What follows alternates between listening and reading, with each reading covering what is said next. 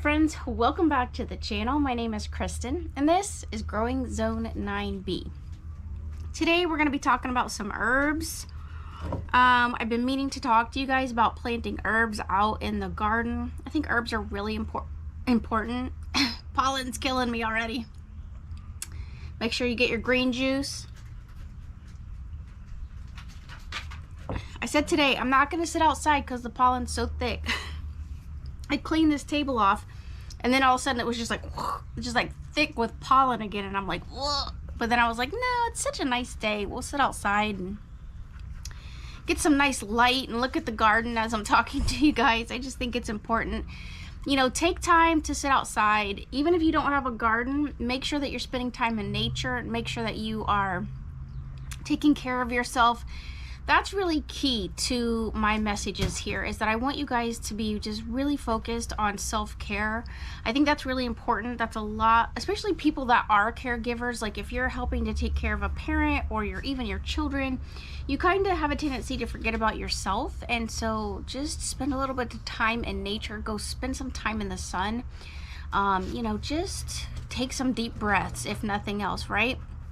That is the first thing I do with my clients, is like before they even let it out, I'm just like, hey, hang on a minute, come on in, take a seat, let's just take some deep breaths and like decompress. And I do it with like every client, so it's really important that I'm teaching that to you all, because this is wellness is a large scope of what's happening. Like it's not just about the garden, it's not just about, you know, your mental health, physical health. It's like an encompassed component that a lot of us are forgetting about.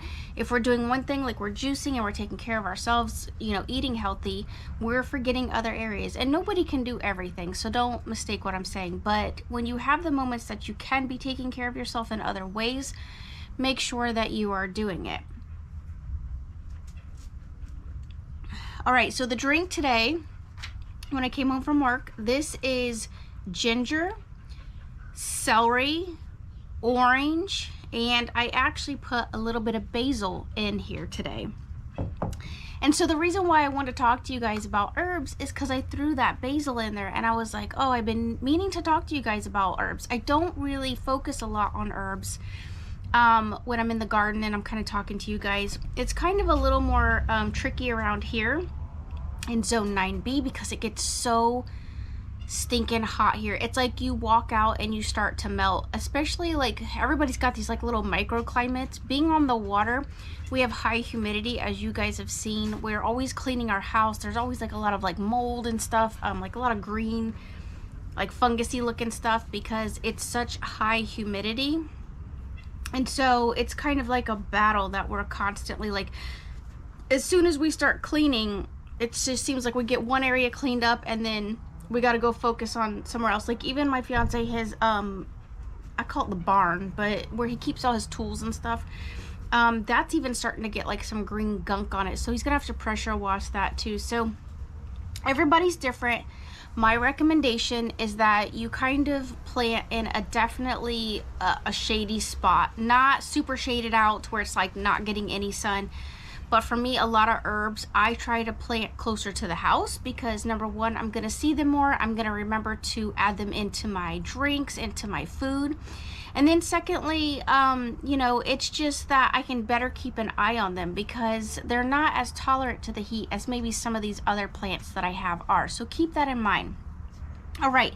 So since I threw some basil in my drink today, I wanted to just kind of touch base on the just plethora of like basils that you can get. Basils are really great to me because it's not only something that you can add into like a culinary like aspect of like your consumption, but you can make like teas with basil. You can even do like some decorations with basil. I like to dry basil. I just love the smell of basil. Sometimes, you know, people do those like potpourri pots. I will literally just boil some like basil and it just makes the house smell really good. So if you got an abundance of that, just think about that. Like make that like an aromatic component to your living space. I do have a lot of candles, but I think I'm gonna be starting to break away from some of those really scented candles. I've been doing some studies on that and they're just not really good for you. So which I've known that I just have like a little bit of an addiction to some candles. I really just like it, but I am trying to break that cycle, just because it's just not as healthy for us. Those scents that you're getting, the aroma that you're getting that lingers in the air, that is causing, or has the potential to cause, some serious side effects to our health, especially if you burn them a lot. And through the years, I have burned a lot of candles, so keep that in mind, that you want to be kind of doing things more naturally. I have purchased quite a few of bee candles, like the beeswax candles. They don't really have a scent. I don't really smell anything from them as far as like, oh, it smells like honey in here. No, it doesn't. I don't smell that, but maybe somebody else does that walks into my home. But that's not the point of what I wanted to get to today. So, all right, so we're going to talk about some basils that you guys can be growing in Zone 9B. Just kind of make sure they're in a, definitely a shaded area, especially when that afternoon sun hits. All right, so the first basil that I have and I have used is African basil. African Nunum.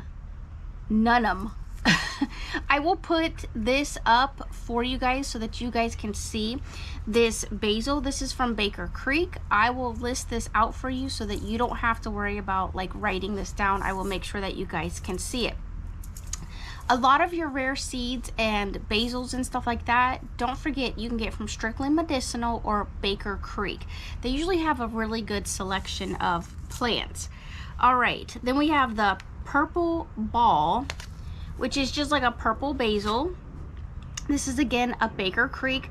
This grows really well in temperatures from 70 to 85. It takes 6 to 10 days for it to come up, and this makes a really nice like little bordering plant. So I really like basil, and it's really good for us here because, like I said, if you put it in kind of like a shady area, it'll just continue to produce for quite some time. Like I said, I love to dry these basils out and use them in tea. All right, then we have lemon basil. Now, lemon basil to me is one of my favorite basils, because, like I said, when I use it in tea, it gives it this really nice, like lemony flavor. I don't necessarily have to add extra lemon to it. Now this one is the ideal temperatures is 65 to 95. So if it gets really warm for you, this is the one to go to. And that's why I like using this one, because it has a higher temperature tolerance. Now the other one is, and I don't have it with me, I thought I had one in my little bucket here, but I don't, and that's Thai basil. Thai basil has a tendency to tolerate the heat temperatures a little more. All right, so we have Persian basil. This is again a 65 to 95 degree temperature. So down here in Zone 9B, this is the one that you probably want to be growing. Now this one has a little bit more of a bitter taste to me, so I definitely use it in teas and some culinary recipes. I'm not necessarily throwing this on my pizza because it's kind of got a little bit of a bite to it, a little bit stronger. That one I would probably definitely be doing in like the potpourri pot to make it smell really nice in the house. All right, we have lettuce leaf basil. This is 65 to 90 degree temperatures. It grows within, again, 6 to 10 days. Now what you can do with this basil, it really gets kind of the size of like a smaller head of lettuce, more like a Boston or a Bibb type lettuce. And if you really like the flavor of basil, I think this just kind of brings out a nice, like, reminds me of like a picnic or something. You can make a sandwich with this as a wrap instead of using actually bread. So just take that into consideration. All right, the next one I have is lime basil. This is 70 to 85 degrees. Obviously, this is really good with tea because if you like, you know, the lime kind of texture, it's good if you want to use it with poultry, or even potentially fish. Don't forget about the lemon basil. You can use that on fish as well. It gives it a nice little flavor. Lemon basil, we already went over, but I must have an extra pack. So there's the lemon basil. If I didn't tell you the temperatures on that one's 65 to 95. We have Genovese basil. This one is 65 to 95. I really love this. This is what you want to put on pizza. So if you're a big like Italian eater, as I say, like if you like the pastas and pizzas, which we do eat a lot of pizza around here, I like when I get this to grow, I really love for it, I dehydrate it and I keep it for my spice cabinet, and I definitely use this in a lot of my Italian cooking. All right, and then we have cinnamon basil. So right there, it's 65 to 90 degrees. So again, I like to plant it in a little bit of shade. I find here that it just does a lot better. I like to kind of keep these in pots or one of the Vigo Grow containers that's closer to the house. This one is a big one I use for tea. It's really nice, especially if you're not feeling well. You're getting that cinnamon flavor to it, and it's just kind of opening up all your air passages and, you know, breathing and stuff like that. And especially with our pollen, that's something that we have to be thinking about. All right, one of my prolific producers, and that I don't even have to think about, I put out some seeds. This is lemon mint. I will tell you this right now. It says start indoors 8 to 10 weeks before last frost. Germination is within 10 to 20 days. This is probably my most neglected herb that I have. I literally threw a pack of this out because I thought it would be pretty to just watch it just grow over where we have like a well area and our water hoses and stuff. And I thought, oh, it'd be great to kind of see like this purple color. It'd be beautiful. Friends, this grows in zones 5 through 9. And I'm telling you here, I don't even have to replant this. I'm glad I have this pack, but I don't have to replant. This grows so well here. I've neglected it, and it does pretty much outstanding here. And it's in direct sun, and which I didn't think. I was starting to grow this in like the winter. It's so beautiful. It just does really well for me, and I think it's because we have a lot of humidity and it loves that. So food for thought on that one. It's got like a nice kind of citrusy flavor. You can use this with like fruits and like kind of like jellies. So if you do like a fruit salad, I like to kind of chop this up and add it into some fruit salad. It gives it kind of a nice change. This is not an herb, but I've been meaning to tell you guys that I got it. I've had it, I just don't really grow it because y'all know, if you've been watching my channel, I don't like spinach. My fiance loves spinach. It's really one of his favorite things to eat, and I just don't grow it. But I did plant it over in the side bucket, the U-shaped bucket, Vigo grow bed that's closer to my neighbor who has the wife who died from cancer on that side of the house. That is Malabar spinach. Malabar spinach grows so well here. It says that it does well in temperatures 65 to 85, and I can tell you that is pretty much true, but that's kind of why I planted it over in that area, because it kind of gets shade from the two Mexican sunflowers, those big bushes, which they're about to start to go into bloom. I've got some in the front right now that are just blooming out of control. So think about that in the summertime. If you want some spinach or a spinach like plant, you want to grow some Malabar spinach. It does fairly well here. All right, let's keep going.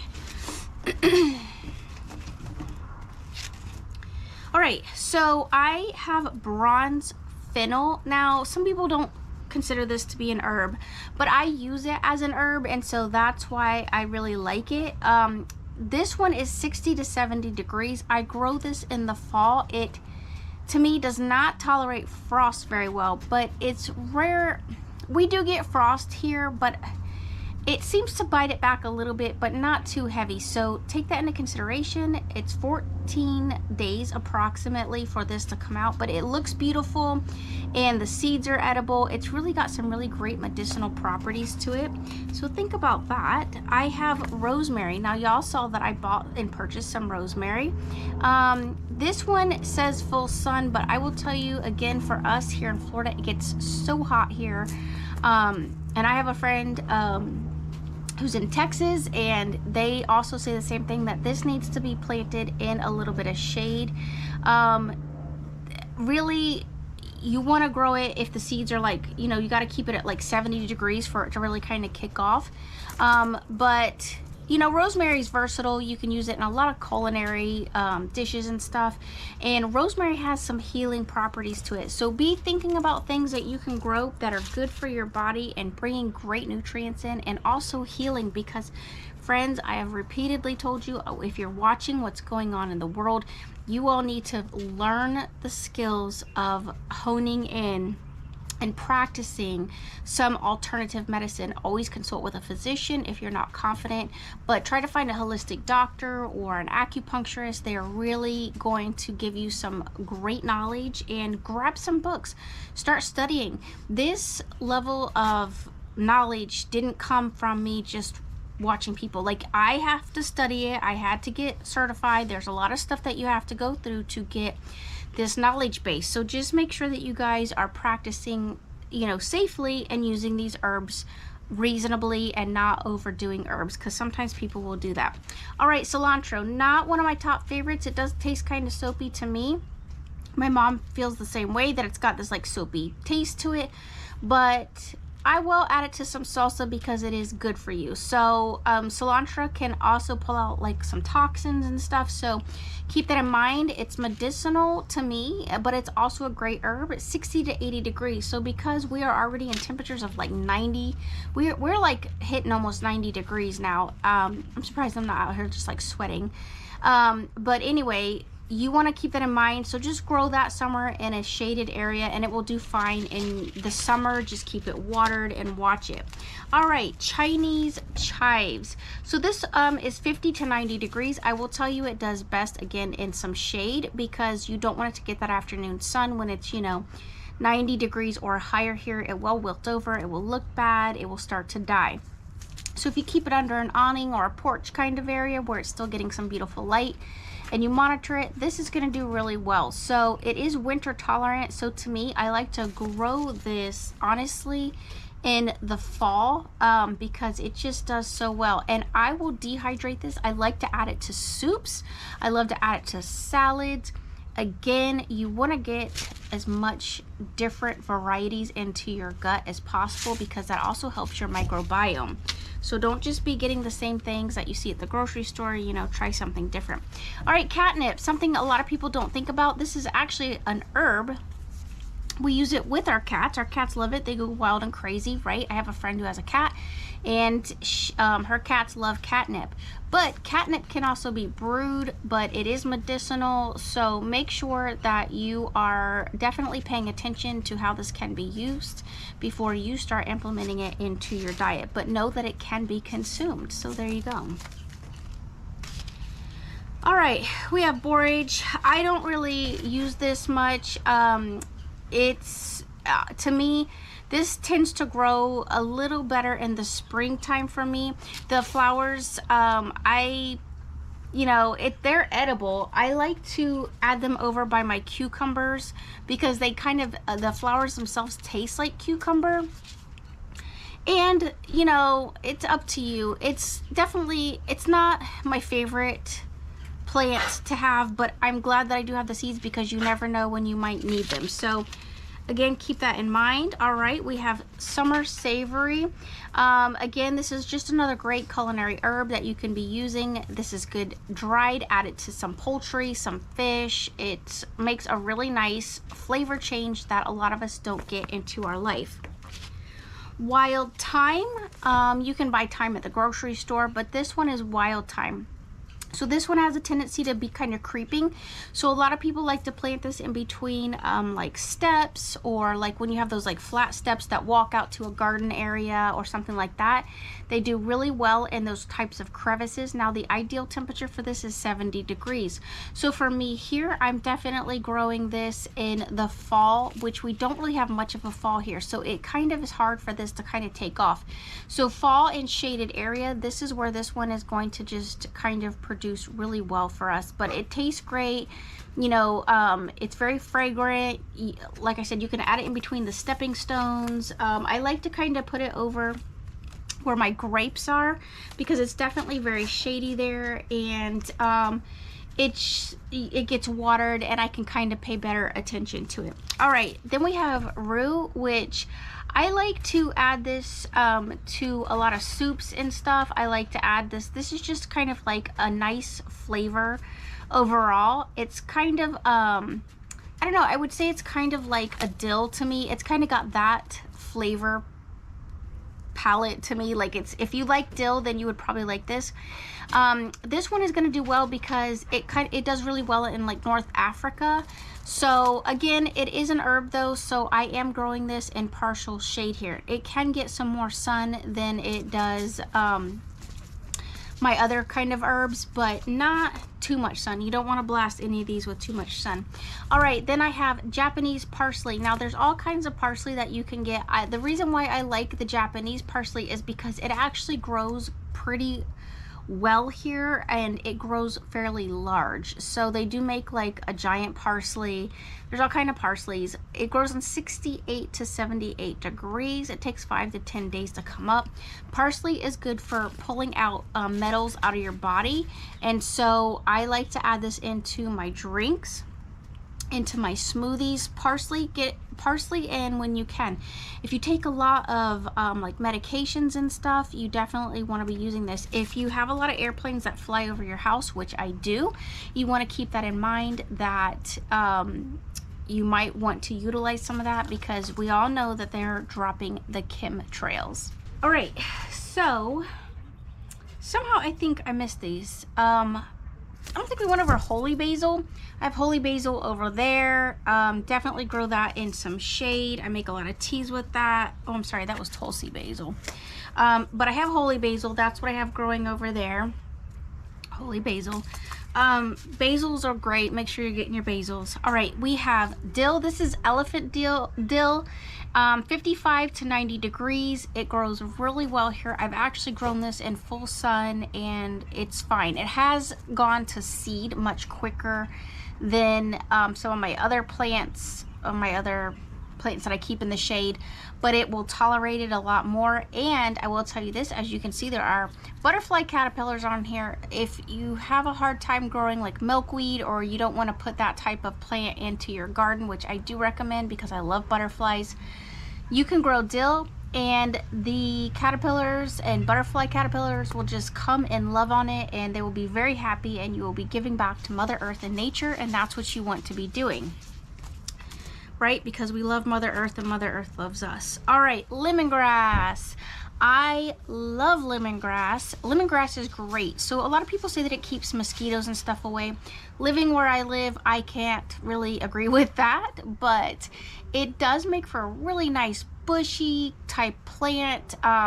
It's great. You can add it to teas. A lot of Thai food and Asian cultured food has lemongrass in it. This is really healing, very medicinal. You know, chop it up with some onions and get a nice broth going with it. It's really great. Now, you definitely don't want to overdo this, because obviously if it's keeping mosquitoes away, you know, just saying, what is it doing to you? It doesn't mean that it's bad. I'm just saying be cautious with any type of herb that you're using, because you don't want it to cause any adverse effects, right? Okay, but I do grow this. You can usually go to your local plant stores, like our Lowe's, Home Depot actually carries lemongrass. I hope I wasn't saying lemon basil. Lemongrass. And our local nursery has a ton of lemongrass, and what you can do is, once they start to grow, they'll clump up, and then you just break that clump and then just start planting them, and then from those clumps you can make more clumps, and you can spread them out, you can share with your friends. And so that's what's really nice about that herb, is that it really does transplant very well, and it's a great plant to share with people, and it just smells so good when you walk by it, and when you trim it up, you can definitely smell the lemongrass. It's just super great. All right, the other thing that we have, and this is just because I live on the water, this is watercress. So it has like a peppery flavor to it. You can add it to salad. It almost kind of has like a dollar weed look to it, kind of, with a little bit of spinach is what it looks like. You need to be cautious, only because a lot of times this plant is mistaken.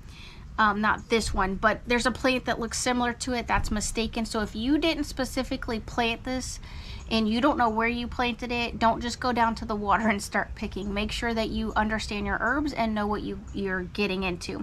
This is grown in zone 6 through 9, and so I think it's really good because it has a lot of antioxidant properties. And like I said, if you got a pond, you got a lake, it loves moist and partial shade. So it does really well with growing in those areas. Now, I do know some friends of mine who have planted this in a pot and they keep it next to their fountain, and the fountain has a tendency to kind of like spill out other than just staying in its like fountain space. And so the plant gets a lot of water when they turn it on, and a lot of times they're just leaving that on. So this plant does really well in those areas. So if you have a porch or something like that and you've got a water fountain that kind of spews over a little bit, this would be a great plant to kind of keep in that space. And it'd be a nice conversation piece because a lot of people don't think about watercress and adding that into like their salads or their juices, or it's a great kind of survival situation food, because a lot of people don't know that it's a food, and so they're just like, oh, why are you down there at the lake picking stuff? Like, well, because you can eat it, friends, and a lot of people don't know that, so you want to keep that in mind.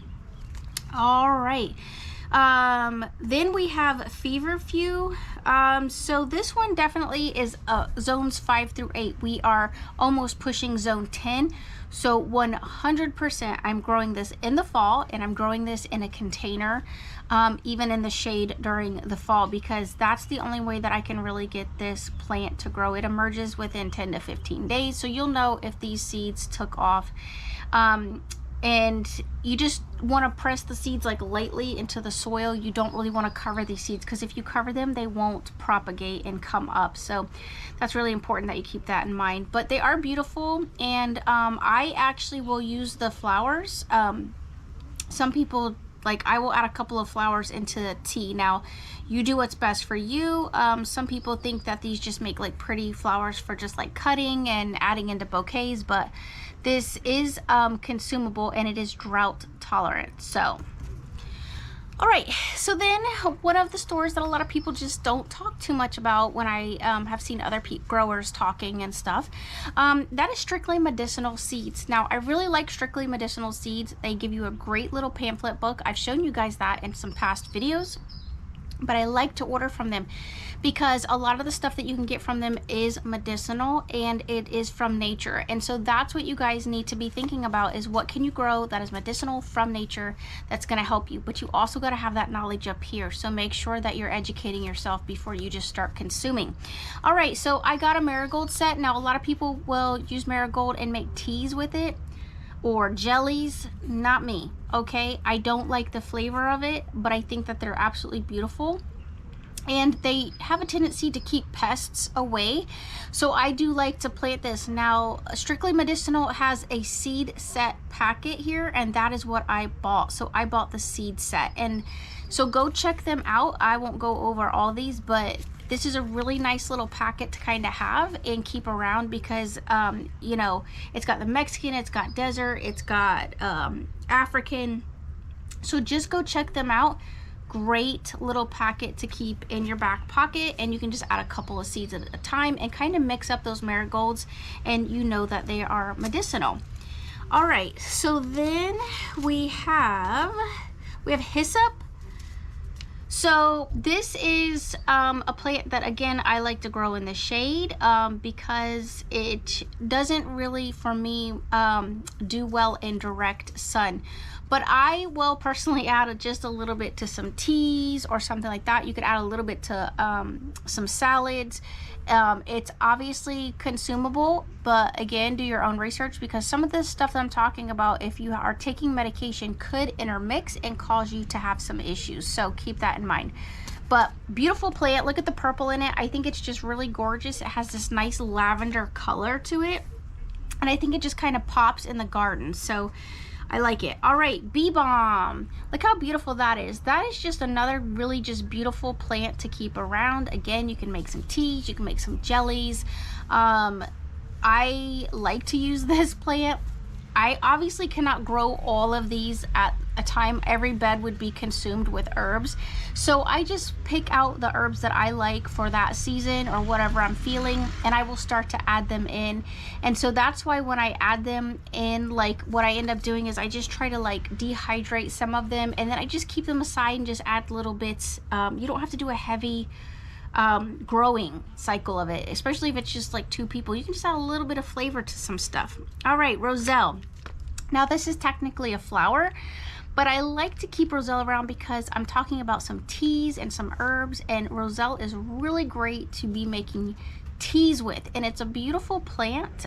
It kind of falls in the line of a hibiscus plant, and so it grows really well here in zone 9B, and some people actually use this medicinally. So if you look at a lot of like Asian like traditional medicine and stuff like that, like Asian medicines, because I go to an acupuncturist, so that's why I'm referencing that, they will actually use this into some of their products. So I think it's really cool that it's something that we can grow and drink, and I think that don't quote me, but I think it helps to lower blood pressure and some other things. Do your own research and make sure that that works for you.